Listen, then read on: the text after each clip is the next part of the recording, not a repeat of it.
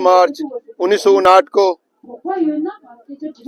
तिब्बत के राजधानी लासा में जनता द्वारा चाइना के दमनकारी कार्यों के लिए विद्रोह हुआ था और जनता उमड़े थे।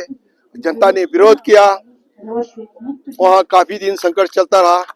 तदुपरांत दलाई लामा जी वहाँ से भाग के आए, वरना चाइना के अधिकारी लोग उनको अरेस्ट करना चाहते थे, उनको किडनैप करना चाहते थे, उनको आर्मी के कोई कैंप में बुला रहे थे कि उनको अकेले आने के लिए कहा गया था, मगर साथ में बॉडीगार्ड नहीं लाने को। तब पूरी जनता को इस बात से पूरा दुख हुआ और लोग जागरूक हुए और बाहर आकर विद्रोह किया। तदुपरांत दलाई लामा जी 17 मार्च 1959 को तिब्बत से निकले और भारत में 31 मार्च 1959 को यहाँ बुमदिला भारत में पहुंचे।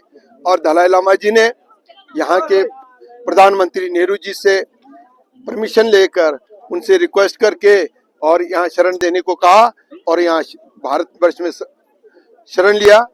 और हम लोग भी, हम जो है भारत तिब्बत मंच के में उपाध्यक्ष हूँ और हम जो है काफी सालों से उनके मुद्दे का हम समर्थन करते आ रहे हैं।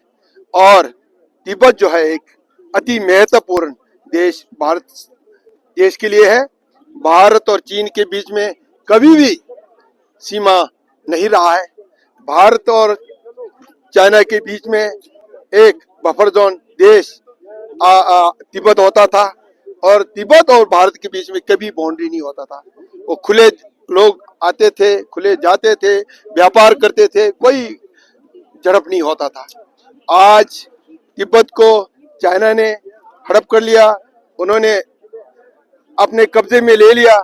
तो आज चाइना कह रहा है कि जितने भी भारत के बॉर्डर एरिया में अरुणाचल है, लद्दाख है, ये सब मेरा है, जबकि वो खुद दूसरे देश में नाजायज कब्जा करके जमा करके वहां बैठे हैं।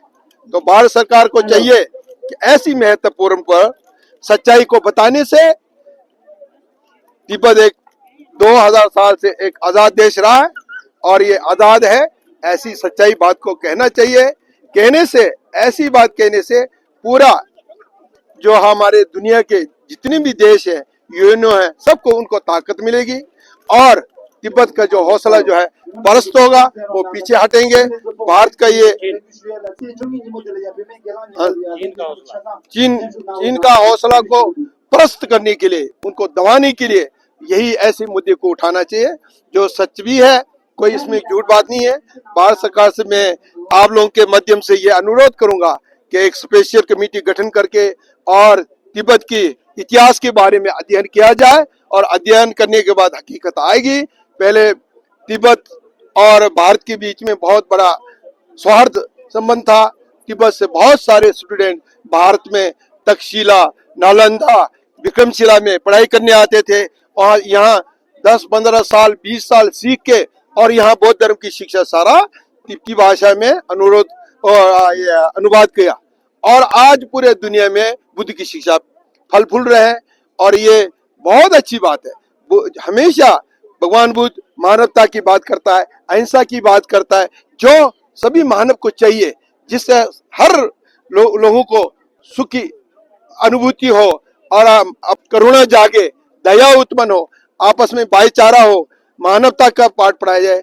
परम पावन दलाई लामा जी हमेशा कहते हैं कि धर्म से ऊपर सबसे पहले जो है मानवता है, धर्म सेकंड नंबर पे आता है, मानवता सबसे पहले आता है।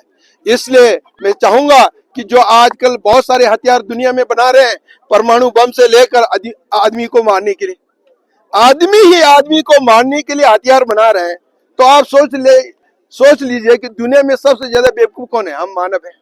हम खुद को मारने के लिए हथियार बना रहे हैं, जो कि हमें मारने की जरूरत नहीं। 100 साल में सब ने जाना ही है, कोई दुनिया में नहीं रहेगा। आज जो पैदा हुआ 100 साल में तो चले चलेंगे बगैर हथियार के, बगैर शस्त्र चलाए। तो मैं भारत सरकार से ये आप लोगों के माध्यम से फिर पुनः अनुरोध करता हूं कि तिब्बत के मुद्दे को उछाले और उसको चाइना को बताएं, सच्चाई पर आधारित बातें बताएं।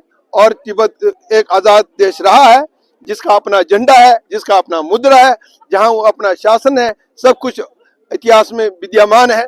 और इस पर आप सारे जो है आप लोगों के माध्यम से भारत सरकार से अनुरोध करता हूं, ये इस पर कुछ अमल करने की कृपा करें। धन्यवाद।